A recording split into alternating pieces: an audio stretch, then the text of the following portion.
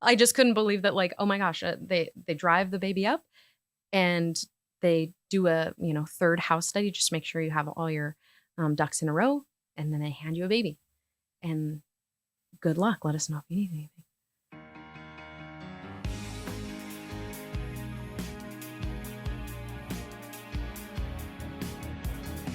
Episode 72, Missoula podcast. Stephen Russett. How are you? I'm good. How are you, Brandon? I am doing really well. I'm excited for this conversation. Me too. Erika. Erika Spaulding. What is your title, role, job description? Who are you? I have many roles or chapters of my life, but currently I'm a lifestyle and wedding photographer, self-taught, and I coordinate our tribal outreach program for the Humane Society of Western Montana. I think there's a lot there to talk about. I'm going to start with the latter. Yeah.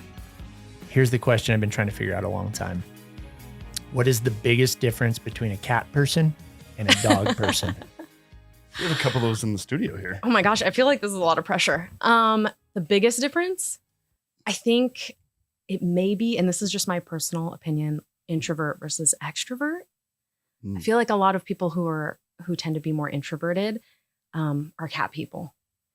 There are a few cat people that put their cats on a harness. I tried that. Do you judge them immediately when you see a cat on a harness? No, I don't. Because I think cats like to go outside and it's a safer option than just letting them run amok. At what point does a cat person become a crazy cat person? Oh, I think more than 4. Okay. I think more than 4. Yep. And yeah, I have one and I'm hardly a cat person, but my cat's the best. So, and everyone says that. Everybody says that. We all know that crazy cat person. Yeah. We grew up, there was that one down the street. Yeah. You kept your distance.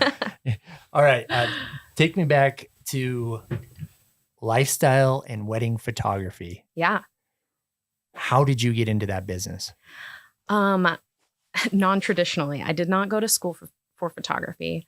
When I was 14, my mom dropped me off at Best Buy and told me she knew I'd been interested in photography for a while. She said, look around at stuff you might want. And I think she thought I was going to get like a point and shoot. And then when she came back after running some errands, I had racked up a fairly large bill of like a photography package that I wanted. And she was like, whoa. This was not an investment I was thinking about.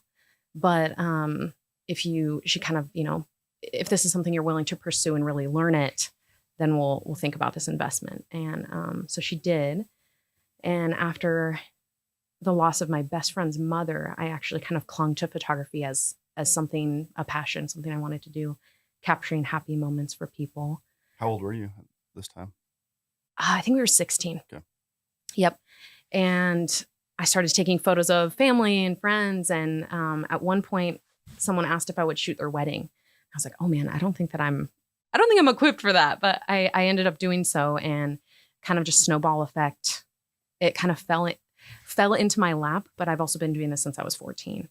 So I just slowly started to learn different things, learn people, and really part of my job is pushing the button, taking the photo and, aperture and all these things, the technical stuff. But a huge part of my job is creating the moments with people, and the best photos come in between.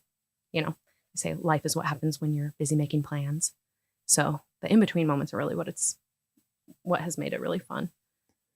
You said that you wanted to capture happy moments. Yeah.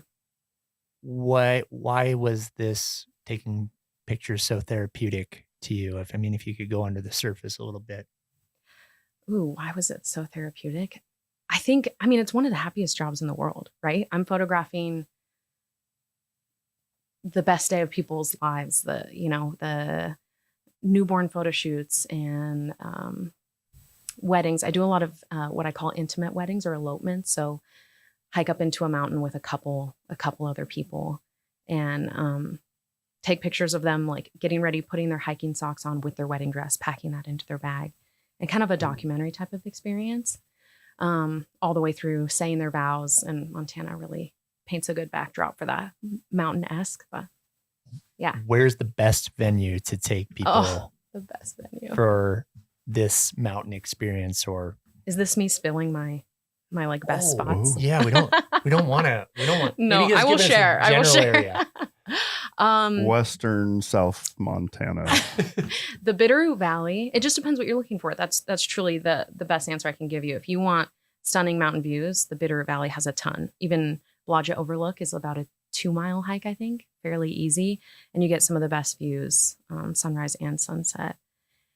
And then if you want more of like a farm venue or like a vast landscape, the Sealy Swan Valley is good, especially this time of year with the tamarack. So it really depends. I've done riverside weddings too. It just depends what you're looking for. So I make the brides and grooms sit down with me to have coffee most times because it's really important that I'm a good fit for them as well as they're a good fit for me. I've kind of weaseled it down to that at this point. Tell me some of the challenges of building this business and becoming who you are today, because I know that everybody and their dog is a photographer. Totally. It's like real estate agents, right? Yeah. So what were some of the challenges in building Every your girl I went business? to high school with is a photographer or a real estate agent. Yeah. And it's incredible. I get why people want to do it. And I've been lucky enough to find it at a young age to where I'm established now. But everything is a challenge. I would argue that every part of photography is a challenge other than the actual like meat and potatoes of it. Like I love when I'm there with the people, everything else falls into place. But what people don't understand is like the price tag comes with not just me being there for an hour and pushing a button. I think that's where people kind of get it wrong. It's, I have editing software. I have online gallery that I have to pay for, Photoshop, everything from that, my equipment itself to gas wear and tear on the vehicle, staying overnight if sometimes it's that, if I go to Glacier or something along that, and trying to be a businesswoman amongst all of the other things that life has planned. The marketing part, luckily word of mouth has done a good job, and Missoula serves as such a beautiful place for that. Your uncle's like, oh, that one girl that did your wedding. They pass it on by, but everything's a challenge. All of it's a challenge except the actual photo part, because I truly love what I do. It's really fun. Erika, take us back. Where'd you grow up? Where are you originally from? I'm from the tiny town of Circle, Montana. What I like to tell people, if they're like, oh, Circle, I've never heard of that. I heard this fact. I have fact checked it. It is the farthest town from a Starbucks in the U.S. That's a great place to be. It is. My wife A lot of would people die. would argue. You would save so much money. Yeah. We're moving to Circle. Last time I checked, I think it's like population 600. It may be more now, but it's a small town. And I say I grew up there, but really I have family back in eastern Montana, northeastern Montana. But I've lived in Missoula since I was like 3. What'd your parents do when you were growing up in Circle? My mom and dad met in high school, and it was like a typical, I think my mom danced and cheerleaded. My dad was on the football team. Eastern Montana, there's not much to do. So I think at least my dad was kind of a rebel kid and got into a lot of trouble. And my mom ended up moving to Missoula with me and my older sister when we were pretty young. And so it was just kind of the 3 of us from there. And she works in insurance now, agricultural insurance. And she's married to a guy who also is in insurance. So they're an insurance couple. And I've got a little sister as well, 2 little sisters who are 18. So that's been really fun as well. Yeah. I pretty much grew up in Missoula. This is home. But Circle makes a better story. The Starbucks fact is a win. That is solid. Yeah. I wish I could say. I mean, it's that famous in a small town thing. When I go back, people are like, oh, yeah, that's Jamie's daughter. Like everybody. It's like a Hallmark movie. Sounds like a Hallmark, like Christmas movie. It feels like it. Erika comes home. Oh, God.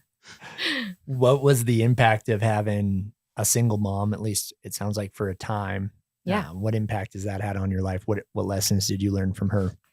Yeah, I think as a kid, I think I had a much different view than now. Now I can really appreciate it as I have kind of fallen into like a single mom role. I recently became a licensed foster and adoptive parent. So I think until that moment happened, I kind of would have maybe wished that I had a second parent as well, kind of like dual parents. But my mom worked her butt off. And that's something that I didn't really realize until like the recent years. Her absence growing up was an absence because she was working multiple jobs to make me and my sister's lives a lot better and easier. Like I never had to worry about having a prom dress or anything like that. She worked her butt off. Where'd you go to high school? Hellgate, go Knights. I loved Hellgate. I Did you? did, but I think I would have loved high school anywhere. I loved school. Not for the academia, but for all the other stuff. The social. I loved it. Yeah. What was the best part about Hellgate for you? Oh, all the clubs. We had so many clubs. Also, we had a really good band. That's the only reason I went to sports events. We had a really good band. But we had this really cool group called SOM, which stood for Students Against World Malnutrition. We had meetings. I volunteered with Special Olympics to help out there. We had this really cool program called Link Crew. I don't know if you guys have heard of that, but you'll go to school. Like if you keep up, you have to apply to be a Link Crew leader. But if you make it through that process, you are paired with a group of freshmen, and then you go to class early before the rest of the kids go to school, and you get to show them where their classes are, keep up on them, kind of act as a mentor. So I was a part of that as well. It was just really cool. Lots of groups. Terrible father. I think my daughter's part of that at Big Sky. She's a junior, and I think this year sounds familiar. Remember, she had to go to school early and help freshmen. So It's cool. yeah, I'm really proud of my daughter. She's doing a great job. You should ask her about that. Will. I went above and beyond. I embarrassed the kids. I sang them happy birthday. I showed up in their classes. It was too much. That's awesome. Yeah. So what were your plans coming out of high school? You graduate from Hellgate, then what? My plan. So I went to Western in Dillon. Go Bulldogs. Yes. Fishing town. At that point, I hadn't discovered my fly fishing love yet, which is such a bummer. Missed opportunity. I went to school there thinking I wanted to be a teacher. I had such an impact. My best ever childhood friend and I met first day of kindergarten, trauma bonded. I would say we were both like devastated to be away from our families. And we're still best friends to this day. And my plan was go to school to be a kindergarten teacher. And at this time, my little sisters were like 4 and they had a really hard time with me being gone. And I had a really hard time being gone from them. So I was coming home every weekend. And it's like a 3.5-hour drive. But I thought, be a teacher. And then I did a little bit of that and decided, ooh, this isn't quite for me. And then I went to nursing school at the University of Montana, did a couple of years of that. And at one point, my mom said, hey, that vet clinic is hiring. Maybe you should get like a part-time job there. I was like, I don't have any experience. There's no way. And I showed up and this older gentleman answered the door for my interview. And I was like, I don't have any experience, but I would love to work here. And he's like, I just have one question for you. Do you like dogs? And I was like, yes, I love dogs. And he's like, but do you love dogs like when they're hurt and when they're sick and maybe when they're not nice? That's the more important thing. Like you have to love them beyond surface level. And he hired me and I was 19. And that was at Southgate Animal Hospital. He has since passed, but This seriously feels like a Hallmark Christmas movie. I know exactly how the story ends. He became like a grandfather. This guy taught me to fly fish, got me my first fly fishing rod, taught me about hiking. He loved rattlesnakes. He showed me his rattlesnake spot, just a photograph. So I have some really cool photos of that. If you guys want to see. That sounds terrifying. It was amazing. We counted 98 rattlesnakes on our last adventure together before he passed. 98. Like here in Montana? Yes. I'm scared to tell. He made me promise not to tell you guys I would where it never was. go there. Wait, I want you to tell us so we never go there, not so we go look at it. Like, Have you crazy. heard of Freeze Out Lake? I've not. That's where I'm trying to remember. I think they're the swans. Okay. There's like this incredible. I saw you cross out Freeze Out Lake, never going there. scribbling it. We're never going there. I don't know where that is, but I will find it and never go. It's in that general area, and that's all I'll say because I have to hold that. It was a really cool experience. I thought this guy was crazy. I was like, we're never gonna find rattlesnakes. I was wearing shorts. I was not wearing snake boots, as one should be. And before I could even get the words out, like, oh yeah, I don't know if we're gonna. He was like, there's 4 of them right here, and I hear him rattling. And I've got this amazing photo up in my kitchen right now of him walking away. And there's a rattlesnake curled up in striking pose. And I was like, Joe, there is a snake right behind you. And he's like, like old man, like, that's fine. And he's going to grab another one. He had these famous tongs and he would just pose them and photograph them. I'm never going to the Swan Valley again. Like Missoula's far enough away. It for me.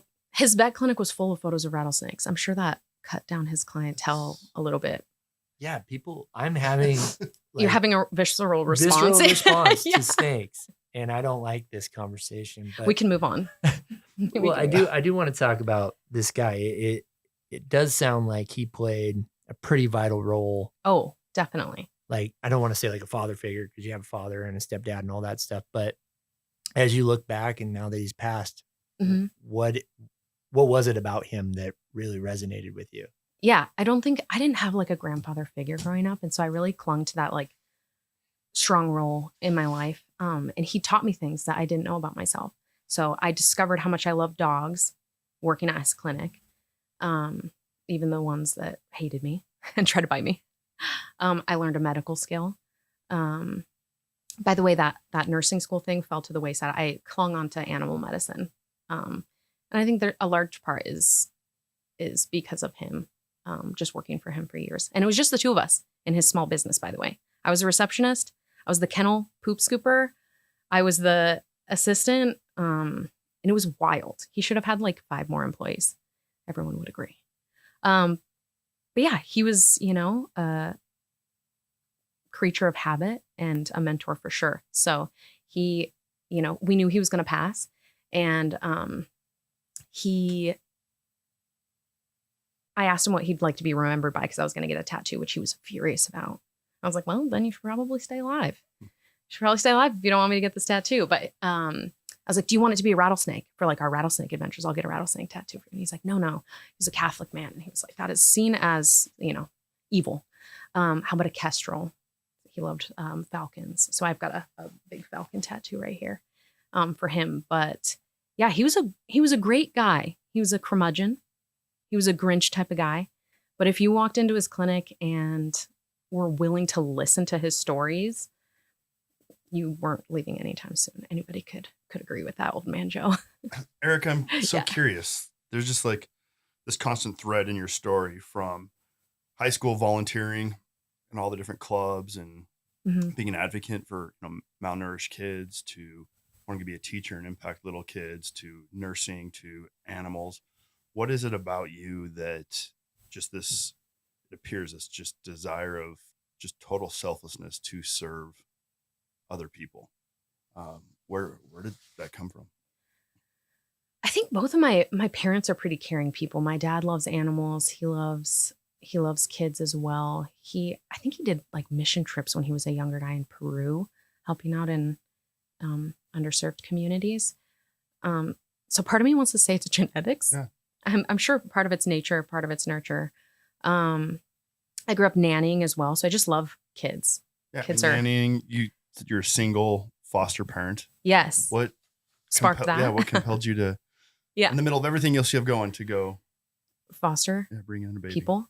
It's funny, when I had my first foster placement, which was a tiny baby, I had told my friends and they were like, oh, what breed? Like, people thought I meant, because I foster animals all the time in work.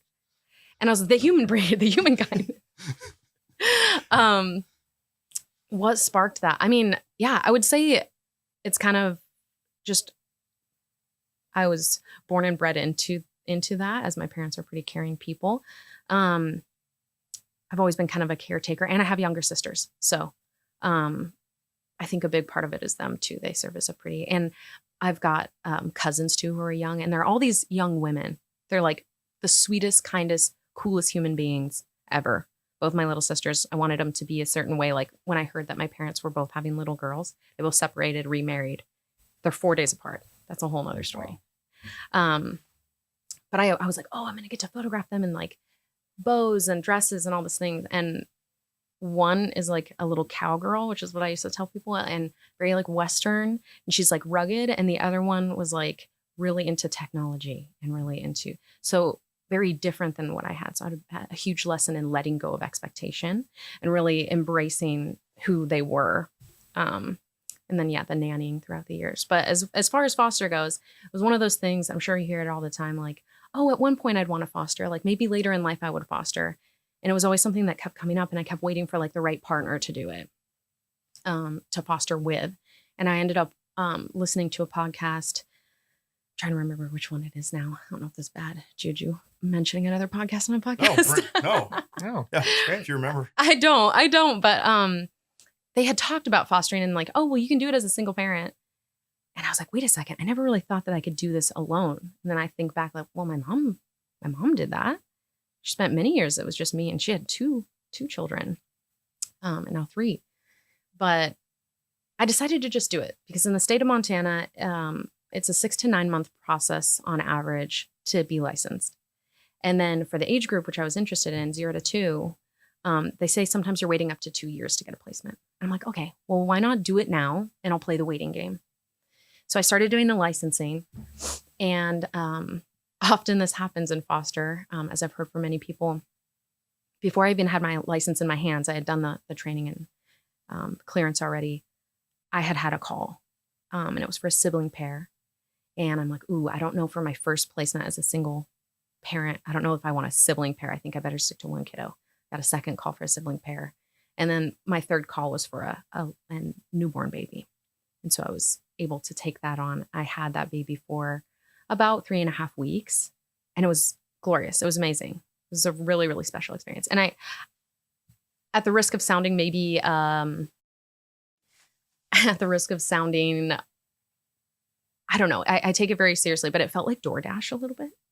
When they showed up at my house with this baby, I just couldn't believe that, like, oh my gosh, they drive the baby up and they do a, third house study just to make sure you have all your ducks in a row. And then they hand you a baby. And good luck. Let us know if you need anything. So I did a lot of reading, listening to podcasts, hearing other mom That had to be stories. such a surreal moment when they left and the door shut. It was and you're just insane. Standing there holding a baby. I'm like, someone trusted me with this. This is brand new. What do you do? Yeah. I was like, hi, nice to meet you. You're literally so tiny. You can't do anything for yourself. Guess it's you and me. And it was. And the Humane Society was so amazing. My employers were so gracious. They say it takes a village, and mine was great. I had so many things show up at my house. That's awesome. Yeah. It's really cool. I Yeah. want to jump back into that, but Yeah. before we do, let's hit her with the rapid fire. Are you ready? I'm ready. You look just so called excited. them rapid fire for the first time in 70 episodes. You got it right. I got it right. Congratulations. It's a new day. Welcome to the Missoula Podcast. People can Steven. change. First initial memory of Missoula. Oh, that's so hard for me. Initial memory.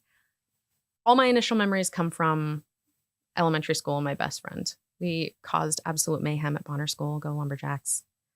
So it's really just her, my friend Megan. She's my first initial memory. Wait, Lumberjacks is in Lolo? Sorry, Bonner. Bonner. She said Bonner. I missed that. Sorry. I'm in Lolo now. But it's funny because I thought Bonner was the loggers. So I did the same thing you did. Do they call them the loggers now? We I were don't the know. Lumberjacks. Lynx now. Now I'm all confused. Wait, You're talking Lolo. Who's Lolo Lolo? Lynx, Yes. but they used to be. Did they used to be the loggers? They used to be. Oh, heck. I screwed it up. And Bonner's Lumberjacks. Yes. we're- Okay. We're back. Because they have that big lumberjack in the gym in the glass case. Yeah, They do. they do. I remember that. I love that. School Second too. question, Erika. Favorite coffee shop? Oh, I've thought about this and thought about this. I know this is rapid fire, so Don't get it wrong. Black Coffee Roasters. Solid Yeah. choice. Favorite restaurant? I'm gonna go Sake to me. What zip code do you live in? Am I allowed to say that? 59847. I'm in Lowell. Whoa, how did she get on the podcast? Yeah. Whoop. Snuck through. Nick, that's on you. What is the weirdest thing about Missoula to you? That it's an island. Missoula doesn't really belong in Montana. We're like the coolest group of weirdos. That's the weirdest thing. All of it's weird. What do you love the most about Missoula? That no matter where you're at in Missoula, you're about 10 minutes away from being in the middle of nowhere, no matter what direction. And I love that. Has there been a specific book that has had the biggest impact on your life? Untamed by Glennon Doyle. Why? It's a book about self-discovery, doing things different in your life. And it's kind of who I am. Yeah. I'm going to press into that a little bit. You're not exactly taking the typical route of most Traditional. traditional. Yes, talk to my family about that. They'll give you their opinion. Yeah. Do you get drilled with questions at every Thanksgiving, family Christmas? Yes. Family, like, yeah. Let's see. Aunt Vicky. Aunt Vicky. That's real. Does she have a bunch of. Is Aunt Vicky a crazy cat lady? No, she's so kind. Okay. She's so kind. But Aunt Vicky and Aunt Karen, yeah, those are the real names. You got an Aunt Karen. Does that I do. Oh, she's lovely though. does that wear you down, or are you proud of the path that you're taking? I think because they're still in Eastern Montana, I'm able to be more proud. But it's been a little bit of a journey. And if you read that book, I hope you do. You can definitely do things different and still find your way. I need more and more. And I tell my little sisters this, like, you don't have to do the things by the book. You don't have to necessarily go the college route. I did, but that's not what landed me where I am. It's more about connections that you make. And I am really proud of that. The connections that I've made have completely made me who I am. So tell us a little bit about the Humane Society. Oh, what do you love about How it? could I possibly? This is not rapid fire. I will try to keep it condensed. The Humane Society of Western Montana is amazing. We have so many different kind of chapters that do their part to make the whole thing work. And people view us as a shelter. When you hear it's like, oh, we'll go to the shelter. Being a shelter is such a small wedge of what we do in the whole grand scheme. We have a vet team that does spay neuter and some trauma cases, but we have our PAWS staff. So they are like the caretakers of the animals. It's amazing. We've got kind of our admin and marketing area, and then our adoptions team. And then I work in outreach. So our tribal outreach program, we go to various reservations around Montana, offer services to rural areas or low resource areas. And so we're able to do big spay neuter clinics. This year we flew in vets from all over the US and worked with the ASPCA as well. So our program is growing and growing, and it's really amazing. I have a fast fact sheet. You got here. some fast facts here. Give us some of those stats. Hit us with some of those numbers. Yeah, this is as of September. 548 spay neuter surgeries completed on the road. So those are ones we've done on outreach. 1,409 pets served for free at our walk-in vaccine clinic. 51.5% return to home rate for stray dogs. 890 animals placed in loving homes. And our team in-house, our vet team in-house has done 985. So I'm sure that's surpassed 1,000 easily. Spay neuter surgeries in-house. And working with the indigenous population is so special. It's a really special connection that we've been able to make. Our main place that we go is the Rocky Boy Reservation outside of Havre, and they've just become family to us. So we have a lot of returning people, porcupine quills and dogs that we remove, things like that. How often do you guys get out on the road and go up to the reservation? When weather allows. So usually, I believe this year it was May through October, which I think is like when you're supposed to be, you're also supposed to be doing preventative for heartworm. Let's say that a little louder. May through October. Just throw that in there.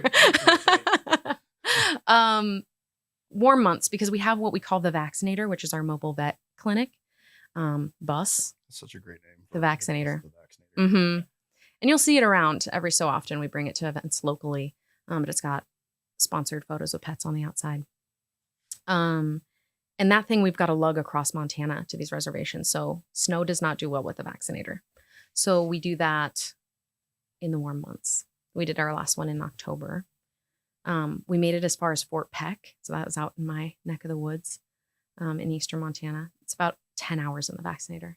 We made it up there a couple times. Do you times see and I'm so unfamiliar with what you do, so forgive my ignorance. Do you see when, you're going out, you go to the reservation, you're up in Fort Peck area, vaccinations with animals, that a year later when you return, that the numbers are improved in terms of health, well-being of the animals, that it's making a long-term impact? Yeah. So animals are kind of treated communally out on the reservation. There's not, a lot of fencing or anything like that. So a lot of people will bring their neighbors' dogs or neighborhood dogs, load them up in a truck and bring them to us to vaccinate, microchip, and spay and neuter. And we have, at least in the Rocky Boy area, Fort Peck was our first time doing that this season. But we have seen a huge difference, I would say, in the amount of dogs running around because we've cut down numbers with spay neuter and adopting. We'll also sometimes adopt out animals if they are brought to us and, there's an overpopulation. Can you take this litter of puppies and try to find them loving homes? So we'll try to do that as well. Oftentimes those fosters end up at my house or for a little bit until they're healthy or old enough, or our executive director, Marta, she takes on a lot of animals at her place as well. Just a group effort. What's the biggest misconception that the public has about what the Humane Society is all about or the work that you guys are doing on the reservations? Sure. I think they're two separate things, probably. One, that we're just a shelter. I always tell people what we do. So our motto is, or kind of our phrase is, building opportunities for pets and their people to thrive. So we're really just building those opportunities. It's hard to even call ourselves a shelter. We are a shelter. We shelter animals, but I would say 51% of what we do is for the people and 49% is animal based. So is it just cats and dogs? That's my perception. We have a fair share of others that come in. Ferrets. We have a lot of guinea pigs come in, rabbits, but primarily dogs and cats. We have a lot of cool dogs right now. Any just bizarre exotic animals coming in your history? I wish I remembered the name of what it was. It kind of looked like a little pika. We had these two rare pocket species, little tiny things. It kind of looked like a tiny capybara that came in. They were destructive and crazy, but someone swooped them right up. Yeah. It's pretty wild. So what is the next big projects that are coming into your future that you're excited about? Yeah. Well, we have our biggest fundraiser of the year used to happen at the Wilma, and it used to be the Ken Shugard. We had like a silent auction, and it was a really special event that we had. And this January 31st, we're actually going to be launching a new fundraiser called Pack the House. So you guys should definitely come, all of you. And we are going to have 3 pretty well-known kind of local bands or musicians come. And you can check that out at myhswm.org/Pack the House. Say that one more time. myhswm, as in Humane Society of Western Montana, .org/Pack the House. And we're just gonna show some highlights of our outreach season. And it's near $1 million program a year to serve these areas. And so fundraising is really important. And we are a locally funded organization. We're not part of other humane societies. That's a misconception as well. We're our own little, Heart of Missoula organization. Last question from me, Erika, is I just get this sense of, this compassion that you have for everything that you're doing and this alternative route that you're taking. You spoke a little bit into it to your sisters, but can you just give some advice to, young women that maybe feel like they have to do what their family thinks they should or take the traditional route, and maybe it's a different vein? And I guess what would the advice that you would give that person be? Probably to dive deep into your own wants for your life. I pretty much went against what everybody else said and truly just did what I felt was going to make myself happy and not what was going to make other people happy. I think so many times you hear story after story, people going to college, getting a degree and doing nothing to do with their degree. They got the degree and that is wonderful.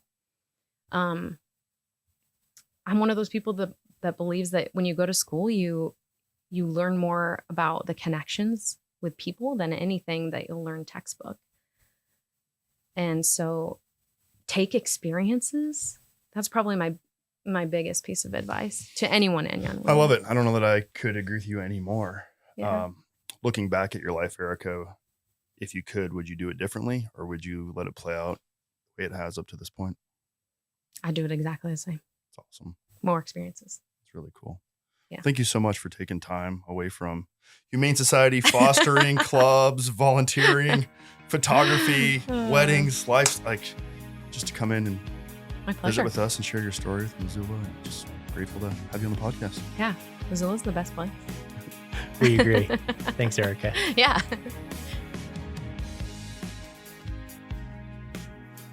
What's up, Missoula? This is Nick Balla, producer of the Missoula podcast. We truly appreciate you hanging out with us as we dive into the stories that make our city special. If you could do us a quick favor and follow the show wherever you are listening, whether that's on Spotify, Apple Podcasts, maybe you're watching on YouTube, so hit that little subscribe button. It really helps us out. Head on over to www.themissoulapodcast.com for more information, and we'll see you next week.